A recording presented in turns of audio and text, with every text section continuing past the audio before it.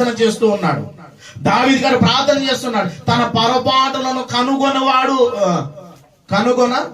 గలవాడేవాడు అంటే పొరపాటులు కనుగొనగలిగిన వాడెవడు అంటే కనుక్కుంటే నీ జీవితం బాగుపడింది.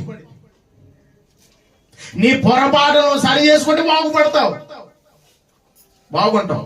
ఆ పొరపాటులు సరి చేసుకోకుండా అదే వాడుక ఇశ్రాయేలు ప్రజల జీవితంలో వాడుకైన రీతిగా నీ జీవితం వాడికైపోతే ఇంకా నీ పరిస్థితి చాలా భయంకరంగా ఉంది. దావీదు గారు మాట్లాడుతూ తెలియజేస్తారు, తన పొరపాటులు కనుగొనగలిగిన వాడెవడు అంటే నీ పొరపాటు నీకు అర్థమవుతున్నా అర్థమైపోతున్నా సరే నువ్వు వాడుక చేస్తూ ఉంటే ఊరుకోడు. 1, 2, 3, 4 అవకాశం ఇస్తూనే ఉంటాడు. ఒక్కసారి నీకు గీత పెట్టేశాడు అనుకోండి, అలా మనకి గీత పెట్టేశాడు అనుకోండి, ఆ తర్వాత మన పరిస్థితి ఇంకేమీ ఉండదు.